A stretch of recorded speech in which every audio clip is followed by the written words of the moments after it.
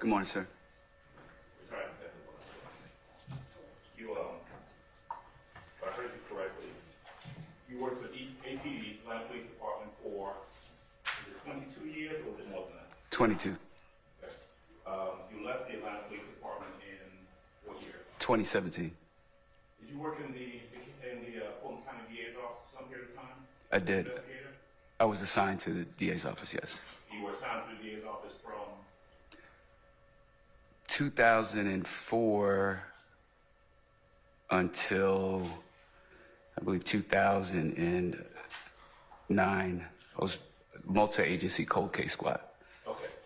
So what that means, well, tell me, if what that means is that you're an APD officer, but you're assigned to work with the Fulton County DA's office for a specific purpose. That was correct, yes. Cold case squad, is that what that was? Yes. Is it? It is not one. It is not one. All right, thank you, ma'am. Let me jump into that a little bit. You are familiar with with Zone 3, correct? Yes, sir. You're familiar with Zone 3 and specifically the Cleveland Avenue corridor based on your years as a police officer. I am. Based on the work that you've done in that area. Yes. You were asked last week, and I believe you testified, that over the period of time that you worked in that area, you spoke to numerous people in the Zone 3. And I'm going to kind of confine it to Cleveland Avenue corridor, in that corridor. Is that true? Yes. Okay. People who lived there, who were residents, right? Correct. People who were witnesses for different offenses or different crimes or different things you were investigating, right? Yes. You've arrested numerous people in that area, correct? I have. You worked with, did I hear you say that you worked with the Red Dog Squad at some point? I did. Okay. How long were you a Red Dog officer? 2.5 years. Okay. During that period of time, now, is Red Dog primarily focused on drug-related offenses? Drugs and, well, all levels of street crime, drugs, weapons, things of that nature. During the period of time that you worked as a Red Dog officer, you had occasion to arrest a number of people in the Cleveland Avenue corridor. That's an accurate representation. Inaccurate? That is accurate. Okay. Yes. You would serve search warrants. We did. You would serve arrest warrants, arrest people, right? We did. You became familiar with what the general trends and the crimes and so forth were in that area. Is that fair to say? During that time, yes. Yes. And in fact, during your entire period of time as an Atlanta Police Department officer, you would say that that area is a high crime area. In Zone 3 in particular, the Cleveland Avenue area of Zone 3. But let's say Zone 3 first. I would say it is one of the 6 zones that have an increased level of crime, yes. Okay. And specifically the Cleveland Avenue corridor, very high crime area. It would be difficult for me to characterize the Cleveland Avenue area as having more crime than another particular area. I think that would require me to do some analysis. Okay. So I wasn't prepared for that, so I don't know if I could testify to that. Well, let me just ask you about your experience. Certainly. Would it be fair to say that you have investigated numerous murders in the Cleveland Avenue corridor? Objection as to vague, numerous? I sustain the objection. All right. You have investigated murders in the Cleveland Avenue area? Yes. More than one? I have. More than 10? I don't know. And to be quite honest with you, from being in homicide for 17 years, it's difficult for me to think about, I probably could come up with that analysis, but as I sit here today, it would take some time for me to really go back and think about that. Okay. I have personally handled homicides in Zone 1 through 6, so I can't tell you if that Cleveland Avenue area or Zone 3 was significantly more than Zone 1 or Zone 4. All right. When you were asked last week to talk about that area and what you knew about the area, I think I heard you describe it as it's an area where people are trying to get by, right? I did say that. It is a poor area. Was that fair to say? I think it's economically depressed, yes. I mean, it was part of the Atlanta empowerment zone, wasn't it? I don't know. Okay. It is an area that has about, what, 30% employment. Isn't that about right? I don't know. I don't know the employment statistics of Zone 3. Okay. There are a lot of drug crimes that go on in that area. Objection as to vague. There are drug crimes that go on in that area, correct? Yeah, go ahead. I'm sorry, Judge. That's all right. True? I have personally, while working Red Dog, arrested a good amount of people in Zone 3 for drug possession, yes. In the 90s, specifically. There are, in the 90s, would that be the main period of time that you worked on the street, for lack of a better phrase? Yes, Zone 3? Specifically from 1997, mid-1997 to November of 2000. Okay. Would it be fair to say that if you are a child or a juvenile growing up in that area, you're growing up in a pretty rough area? Objection, speculation, and vague. Oh, I'll stand objection. Okay. Based on the time that you spent in that area, did you have occasion to interact with the people who lived in that area, including young folks? I did. Okay. Would you say, based on your interaction and your observations, that growing up as a young person in that area appeared to be a difficult endeavor? Objection, that is ambiguous, vague. I'll rule the objection. I don't have an answer for that. I think that would require me to put forth a robust analysis. I'm not prepared to testify to that right now. All right. Based on your observation, and I think the number that I wrote down that you said was that, let me get it right, that you probably had occasion to visit more than 150 homes in the Cleveland Avenue area during your time as a police officer. Is that about right? I think I may have testified in Zone 3, not 3. specifically Cleveland Avenue, yes. Okay. Would it be fair to say that from your observation, your experience, that people who live in that area are working hard, trying to get out of poverty, trying to get out of that area? Is that fair to say? Objection, compound question. Stand the question.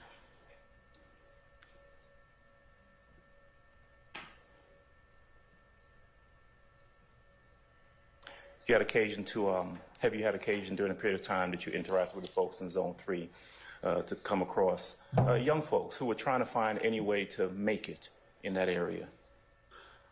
I think my experience has been, overall, if we're specifically talking about young folks, I think I've experienced more young folks who are making it in a relative sense of living in a neighborhood, going to school, doing what they were supposed to do.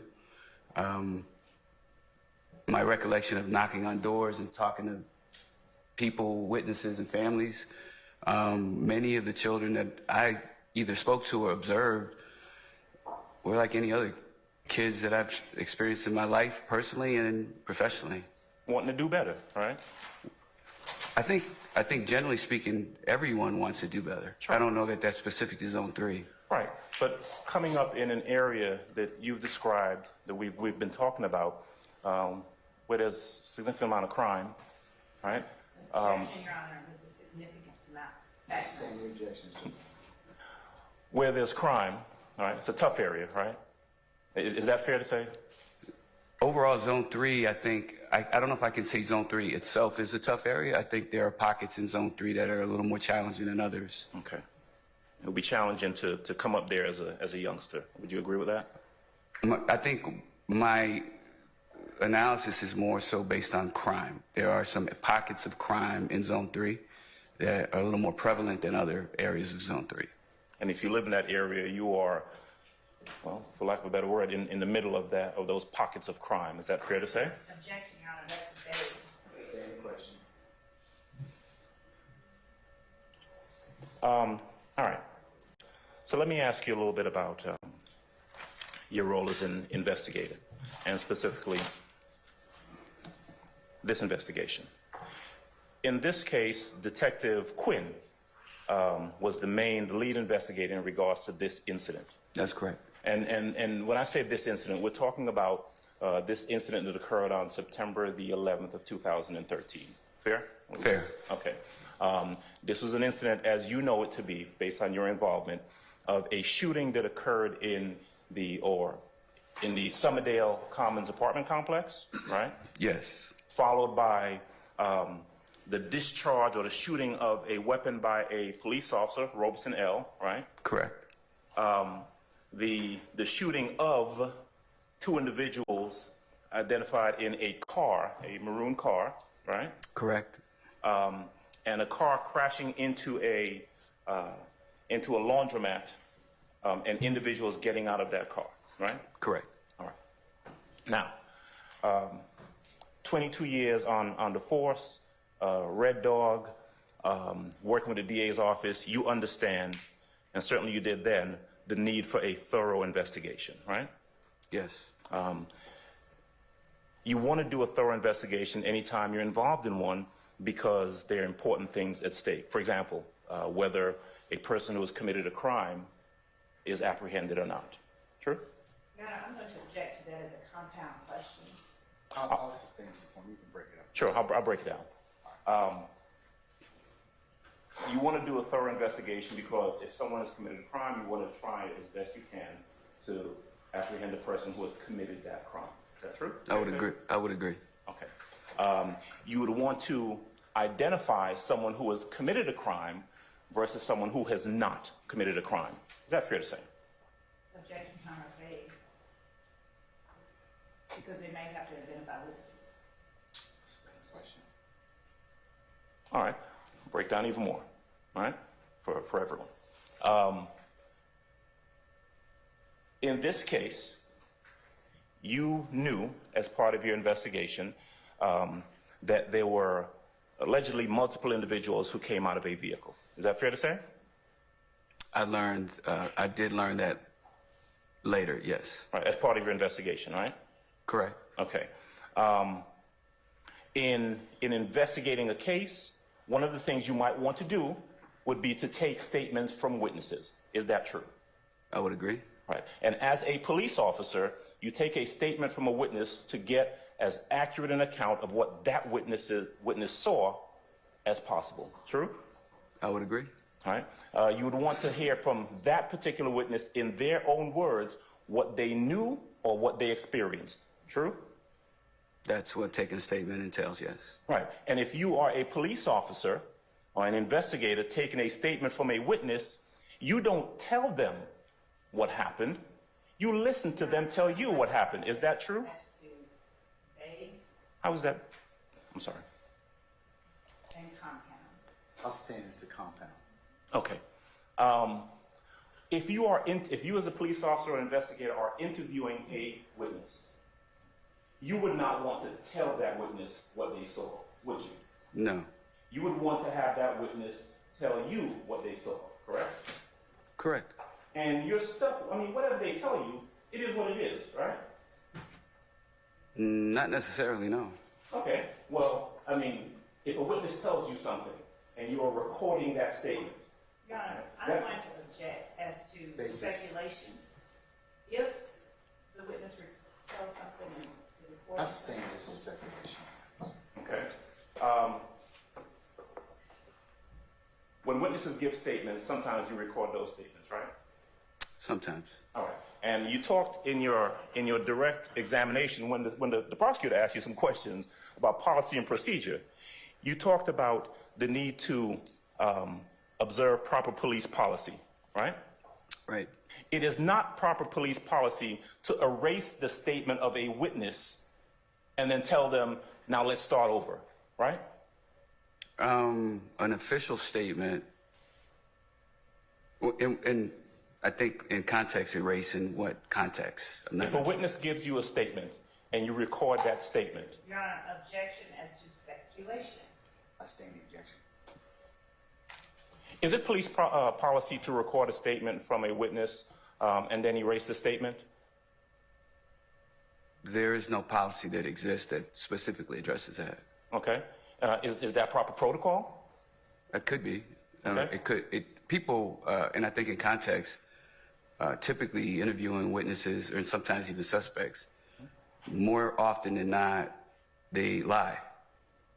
Many times witnesses have told lies. Okay. And we, doing this job long enough, understand when we start to see that developing. All right, but I wasn't done. I wasn't finished, sir.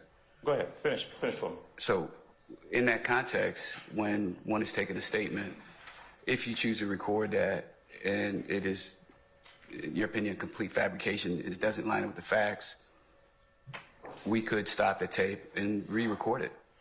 Okay. Once we start presenting facts or challenging that witness or suspect, and then they, I hate to use this word, but a come to Jesus meeting, where we're like, okay, this is a lie, you know, you lied, let's get down to the nitty gritty now. Is it your role to make to make a determination as to when someone's lying or not? Objection, Your Honor, as to vagueness. Oh. In what context? I sustain the objection. In the course of a police investigation, right, if a witness gives you a statement, right, is it your role to determine what statement is true and what statement is not true? Your Honor, this is speculation. I sustain the question. When you record statements, is one of the reasons that you're recording the statements for purposes of perhaps passing that information on to, let's say, a prosecutor's office later on? Yes. When you record a statement as an investigator, is part of the reason that you're recording the statement so that you can later on go back and look at or listen to what a witness said? That's part of it, yes. When you record a statement, is one of the reasons that you record a statement so that you can compare that witness's statement against other witnesses' statements? That would be corroboration, yes. Right. And so if a witness gives you a statement and you erase it, you no longer have that statement that was given previously. Is that right? I'm sorry.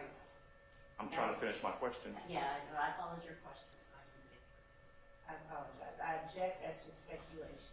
I sustain the question. In this case, are you aware of any statements that were taken and then subsequently erased? No.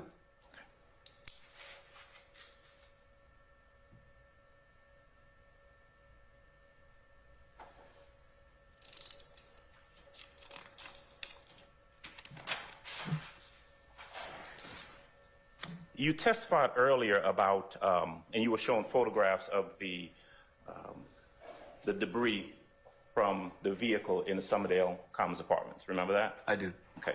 Did you also go to the location of the laundromat where the car had collided with the wall of the laundromat? Did you go there? I did. All right. Did you have occasion to either search for or to retrieve any video surveillance from that laundromat? No, I just merely drove there. I don't even think I got out of the car. Okay. You didn't speak to anyone at that location? Not at all. Okay. Are you aware of whether any video surveillance was recovered from that laundromat? I'm not aware. Okay. Whether it was or was not, I don't know. Who would have been, if you know, who would have been responsible for retrieving any video surveillance from the laundromat if there was any? Objection, Your Honor. He's the investigator, Judge. I sustain the objection, no. Do you know if a crime scene person or anyone else involved in the investigation sought or received video surveillance from the laundromat? Your Honor, I'm going to subject ask and answer. I'll allow that one. I do not know. Okay. Did you seek or obtain any video surveillance from the apartment complex? There was none. Okay. And whom did you check with in regards to that? The manager. And also my observation of the buildings not having cameras. Okay, so there are no surveillance cameras at any of the buildings at that location? That was my interpretation from what she said in my observations, yes.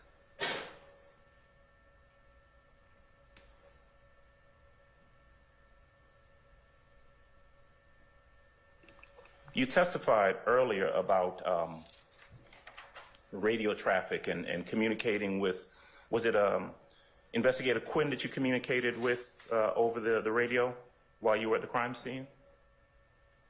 I don't believe that's what I testified to, but I could have.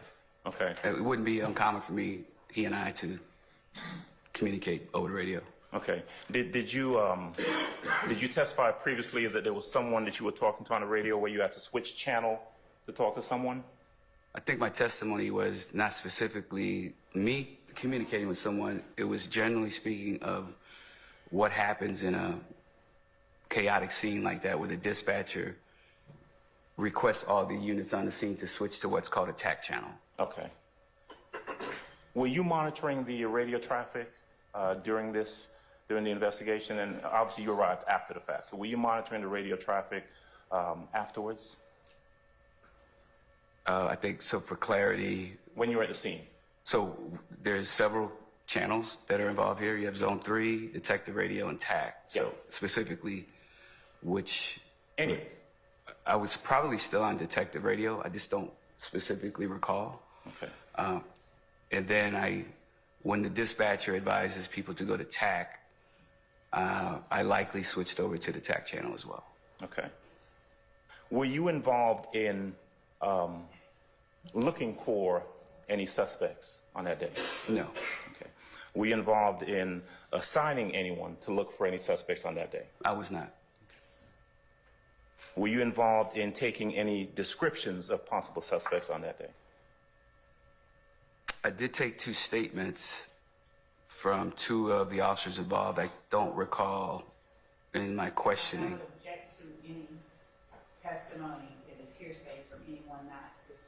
I've not asked for any hearsay testimony, Your Honor. The question was whether or not or a specific question did not call for hearsay. Actually, I'll ask the question again. Oh, wait a second.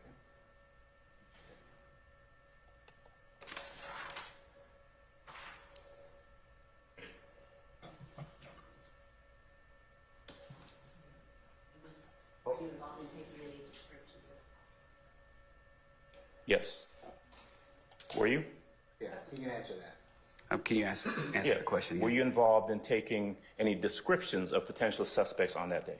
I could have. I took 2 statements from 2 officers. I don't recall whether I specifically asked them to give me those descriptions. I may have. I'd have to read their statements. Okay. Did you have any interaction with the individuals who were arrested by Officer Black, Officer Davis? No. Okay. Were those individuals gone by the time you arrived at that location? I don't recall seeing any suspects, so I would assume yes. Okay. Was there a point where Detective Lewis, you know who Detective Lewis is? I'm not familiar with Detective Lewis. Was there a Detective Lewis involved in this investigation on this day that you recall? Not that I recall. Okay. Do you recall receiving any photographs of someone named Adrian Bean? I'm sorry, I do recall. My memory is reflected. Tracy Lewis. Detective Lewis did send me a photograph of Adrian Bean. Okay. What did you do with that photograph of Adrian Bean? I believe I sent it to Detective Quinn either via email or text. Okay. You did not have any interaction personally with Adrian Bean, is that correct? No. Did you understand him to be someone who was in the vehicle that was at issue in this case? Your Honor, I'm going to object. That will call for hearsay. I sustain the objection.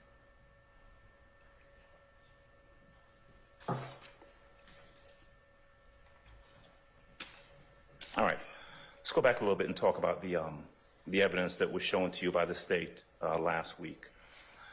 You were aware that this red burgundy-ish vehicle was part of this incident, correct? The one that went into the laundromat, correct? Yes. All right.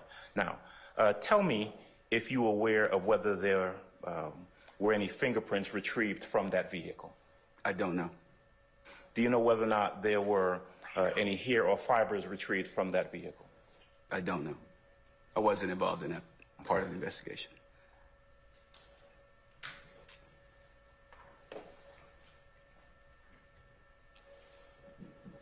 The bullet defects that you were shown last week, remember you were shown a photograph of when I said bullet defect, a hole in the window in building 300, I think. Yes, sir. Where a bullet had gone through. Was the bullet defect or the bullet itself actually retrieved from the wall inside of that apartment? It was not. Were you or anyone else able to determine which gun or what gun fired the bullet that went through that window? No.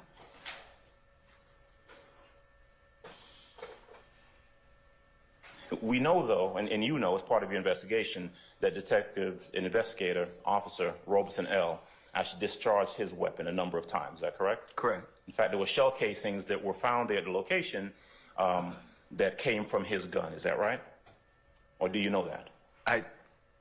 I don't know conclusively. I've not read the crime lab report. It's assumed they were the same caliber, same make and manufacturer as the ammunition that we carry. Okay. The vehicle that was shown last week, the one that had the broken out rear window, right?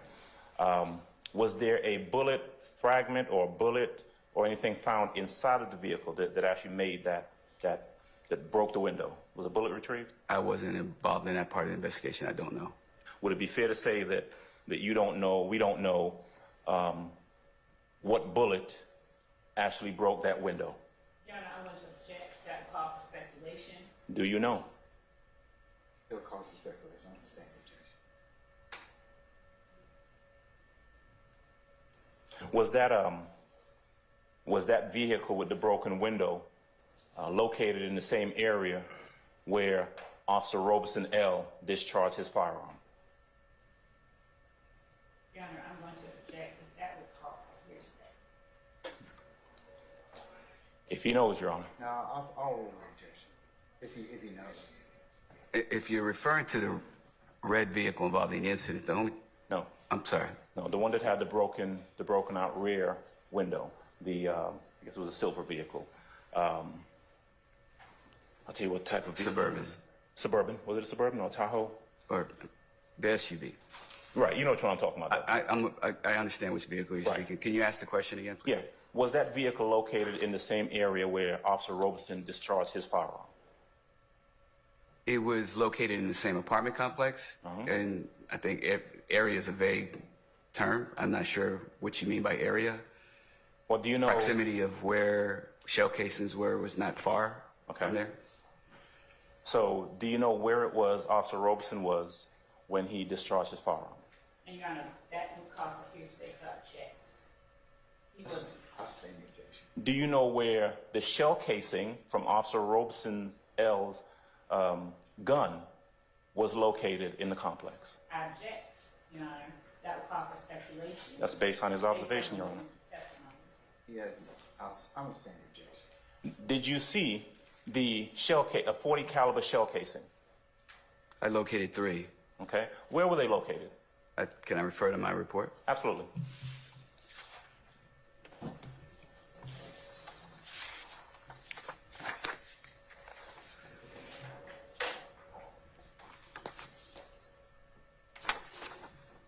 So my report, as I listed the evidence marker 3, 4, and 5 are the shell cases, the 40 caliber shell casings. Okay. And when you are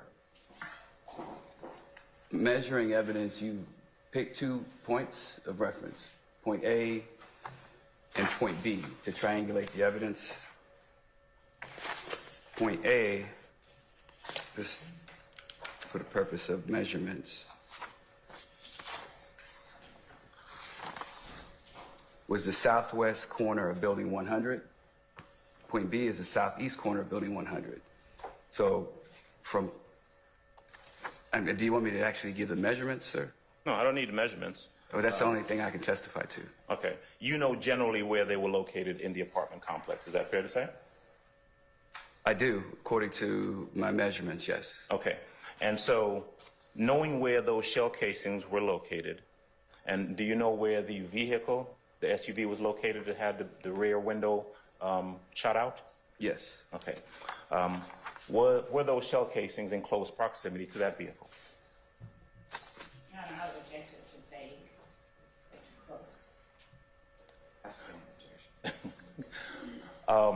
Give us, if you would, don't say close or far or around. Just give us the measurement, the distance from the shell casings to the vehicle. There is no measurement. So we don't measure. The measurement is for the evidence location. But based on my diagram, I can testify the vehicle was by the front gate leasing office. And shell case, well, the casings, evidence marker 3, 4, and 5, the 40 caliber shell casings were just across the entrance gate. And just thinking back and looking at the photographs, I would estimate probably 50 feet. 50 feet. Give or take. Thank you.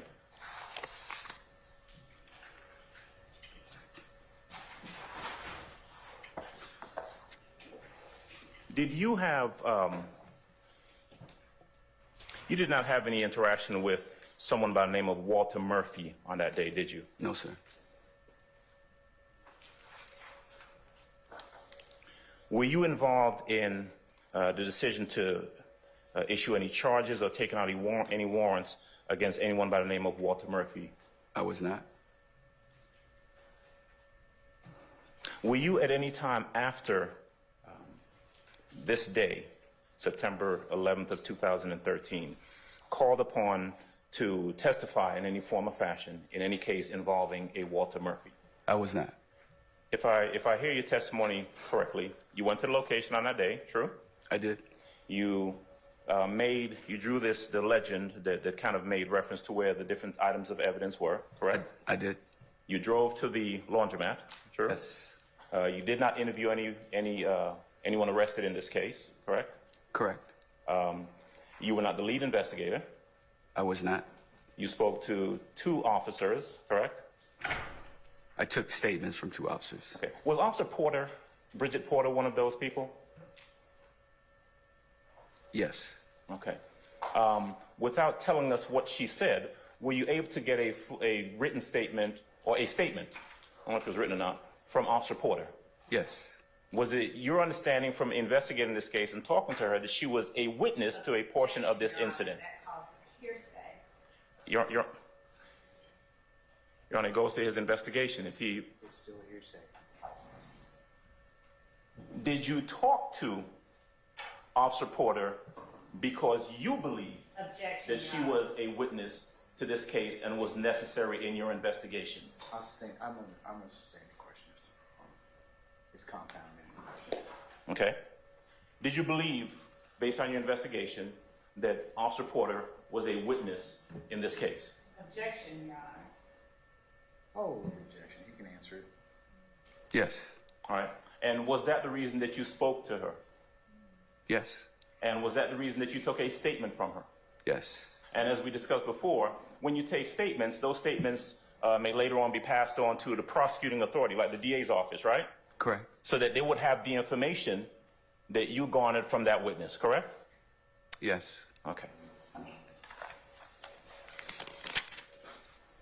Any reason to believe that wasn't done in this case? What wasn't done? That the information in regards to Officer Porter wasn't passed on? I don't have any reason to believe it wasn't, no. Okay. The question I asked you before about the things that you did, going to the location, going to the laundromat, are those the things that you did on that day? Yes. All right. Did you at some point leave the scene? Yes. Did you have any further involvement in the case after that? Taking 2 statements back at Homicide, yes. Okay. And after that, anything else? No. Okay. Detective, you weren't the first officer on the scene, right? Which scene? On the, well, investigating, whether we're talking about the apartment complex or the laundromat, you weren't the first officer there. No, sir. By the time you got there, other officers were already there? Yes. Uniformed officers? Yes. Any other detectives there? And I'm using, APD does it a little differently. I'm using the term investigator and detective interchangeably. Any other investigators or detectives there? I don't recall. Okay. Did you say that you met Investigator Quinn out at the location? I believe Quinn came out. Honestly, I don't. I remember talking to Quinn, whether it was at the primary shooting location or when I drove to the secondary location. I don't recall which one. Okay, but your recollection is that he was there at either one of those two locations? One of the two that I personally spoke to him. Okay. Do you remember approximately how many officers were out there? At the shooting location? Yes. Maybe 4 or 5 when I arrived. And what about over at the laundromat? I don't recall. Okay. I was literally there for maybe a minute, 2 minutes. Okay. My recollection is when I got there, I was asked to go to the office to meet with the 2 officers to take statements. Okay. They had already been removed from the scene? I don't recall seeing them, so I don't know. Okay. They could have been there, I just don't remember seeing them. Okay.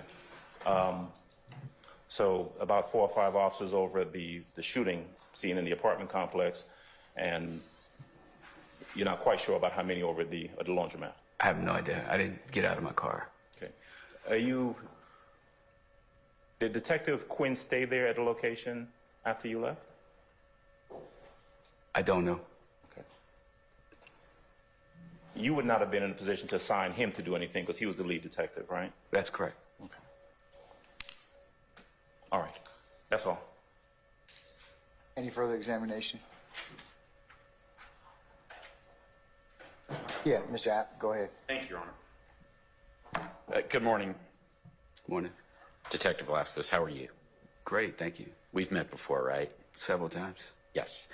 Your investigation in this case did not involve in any way Mr. Deamonte Kendrick, did it? Don't know the name. Don't know the name? No, sir. Do you know this man sitting in the white sweater next to me? I do not. Okay, thank you. No other questions. Anybody else? Mr. Matthews Sr., go ahead, sir.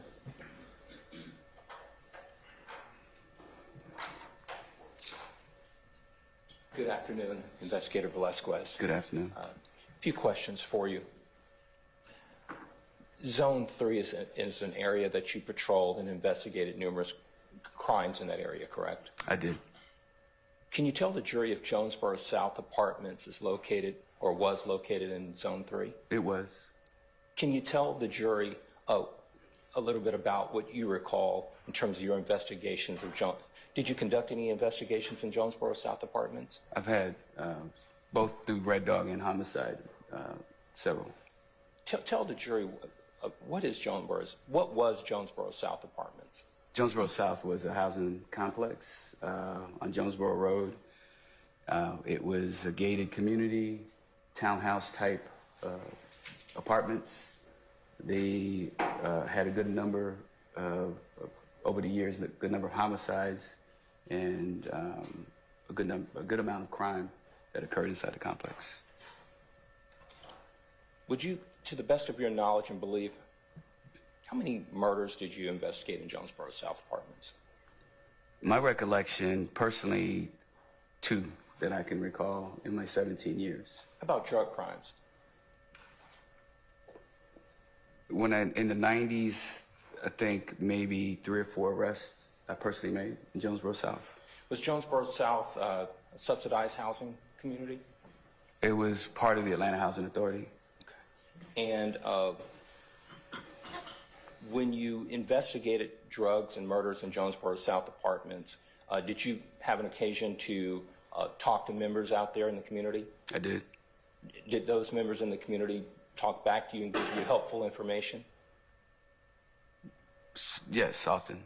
Were there ones that did not? There were some residents who were not helpful. Would you agree that Jonesboro South Apartments was a lower income community? Yes. Would you agree that many of the residents out in Jonesboro South were at the poverty level? I think based on it being a housing property, subsidized housing, yes. Okay. Now, you were investigated for 17 years, I think you indicated? Yes, sir. During those 17 years of investigating crimes, did you have an occasion to interview witnesses? I did. Did you have an occasion to get statements from those witnesses? Yes. Did you, during the course of your investigations, did you start an interview with a person and record it and then erase the recording? I've done that. How many times have you done that? Objection, Your Honor. Relevance. Goes to credibility, Your Honor. Objection. I'll allow it. Thank you, Your Honor. I don't know. As I testified before, in context, many times I would have a tape recorder just running in my lapel, in my pocket, and knocking on doors. And again, as I'm interviewing someone or witnesses especially, they would lie. I would have facts or have a feeling, even not even knowing. And then through the conversation, start over and say, okay, an official statement, and then speak on the official statement that what you told me before was untrue, and then record that statement and submit it. So you're using the term official statement. When does a statement become official to you? I think once we get down to them understanding that they have lied, if it's a lie, and we start getting to the facts of the statement, it's official. Much of the conversation many times is very superficial, leading up to the information that we want to ask them. Isn't it true, Investigator Velasquez, that a statement really doesn't become official to you until the things that are being said match with what you want it to be? Objection. Argumentative. I sustain the objection. When the information that a witness is disclosing to you does not line up with whatever your other course of your investigation or the information that you have, it's not official at that point, correct? It could be if that's their statement. If taking statements where clearly the person is lying and they're sticking to that story, and then that's what I'm left with. Okay. When you say clearly that person is lying, let's just be clear here. When an event happens, Investigator Velasquez, generally speaking, you don't see it happen, correct? Correct. Generally speaking, you're not there when it happens, right? I would agree, yeah. And the information that you're getting from these people out of these scenes in these investigations, it's information that they, a lot of times, either saw, correct? Yes. Heard, correct? Yes. And they're giving you what they believe or what they're telling you happened, right? Right. Now, so you don't know from one statement to another, in fact, that a person is, quote, lying, right? Not necessarily. Okay. Many times when you take statements, there's several people who may have observed the same thing. Okay. And especially if 2 people or 3 people are involved, if it's several witnesses that are part of a group, Okay. And one gives a statement that is in contradiction to the other, then there's a determination on who is telling. Someone's lying. Okay. So, Can you direct the jury to anywhere you're familiar with the Atlanta Police Department's standard operating procedures? yes. And that is the guideline in the book that police officers, investigators, and law enforcement in general are governed by in terms of how to conduct their affairs as police officers, right? Yes. All right. Is there anywhere in the Atlanta Police Department's standard operating procedures, because I've looked, Objection, Your Honor, to the I testifying. sustain it. is there anywhere in those procedures where it says that it is okay or appropriate to record then erase statements? I don't know. I would have to look through the standard operating procedures. There's probably volumes of documents that I would have to review. I just don't know the answer to that. And but for 17 years you operated under those particular guidelines, right? Yes. And would it surprise you that there's nowhere in the standard operating? I'm going to object to Basis. I haven't finished my question. he is assuming that's not in evidence when he asks would it surprise the witness. I sustain that as the form, sir. Do you know that there is no area in SOPs that discuss. I'm going to object yet again for the same reason. Same question.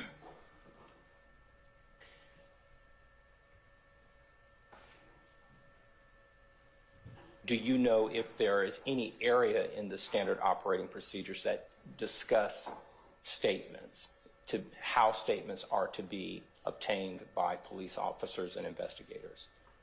I know that there is an area that covers when to take a statement, to gather information of an incident. Generally speaking, my experience with reading SOPs they're very general of what you should do in a certain circumstance.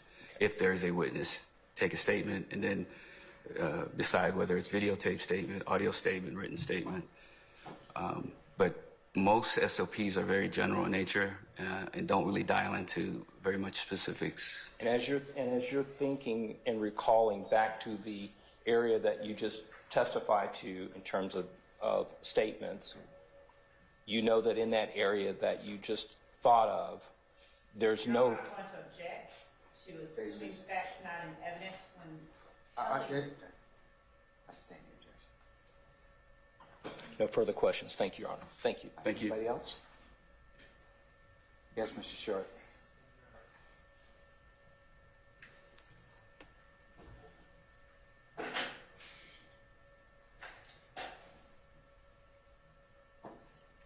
Detective Velasquez, Good afternoon. good afternoon. You just indicated that in your experience, in your time as a detective, you have erased statements before, correct? Yes. Okay. I'm going to object to the questions concerning as relevance. I'm over the objection. Now, as part of your duties as an investigator, you also write reports, correct? Correct. And the purpose of the reports are to accurately memorialize what's been done in a case, correct? Correct. Okay. In these situations where you've written reports and also have erased a witness's statement, do you note in your report that you erased the statement? No, what I would note in my report is that he lied and then admitted to lying the first time we spoke or in his first statement. And I think it's assumed that it's not available for review because now we then sit down and start talking about the facts of the case. Okay. So when in your reports, you would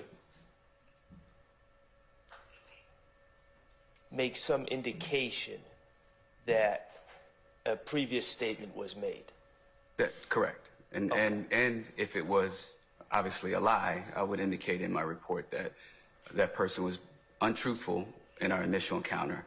And then subsequently another statement was made and it was memorialized and included in the file. Understood. You know what discovery is, correct? I do. Okay, and you're aware that the police reports that you write are eventually passed along to defense attorneys, correct? Correct. And you're aware that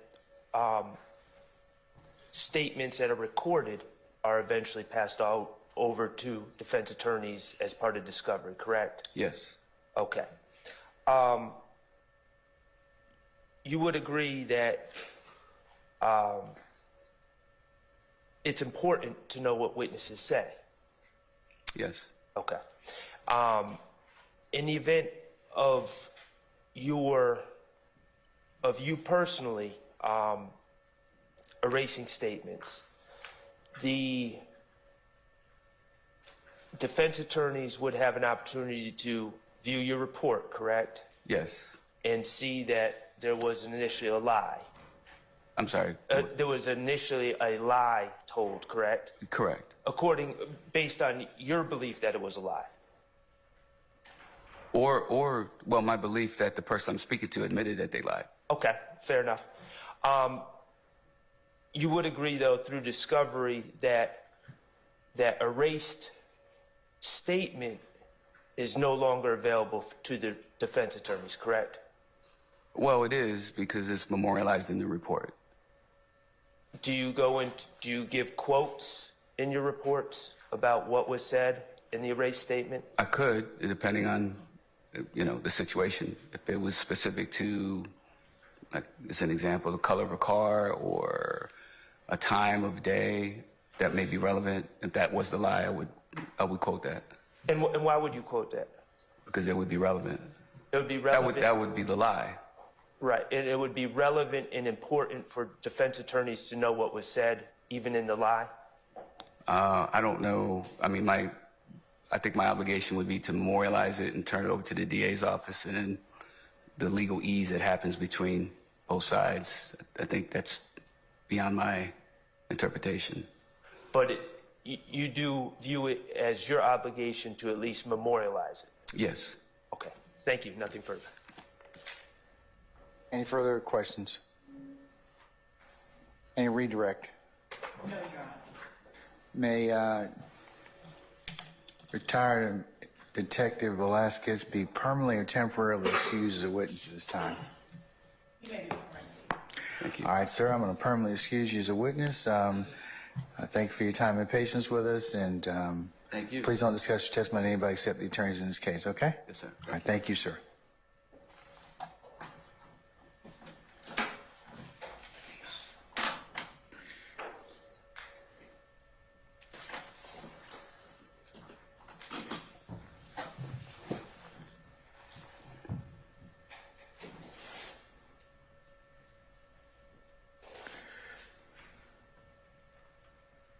All right, ladies and gentlemen, it's about 12, almost 12:30. How about we take about an hour for lunch, and then we can come back and see where the afternoon leads us, all right? So, ladies and gentlemen, we will come back and get you around 12:30 or thereabouts, and we'll see you then, okay? All right? All rise.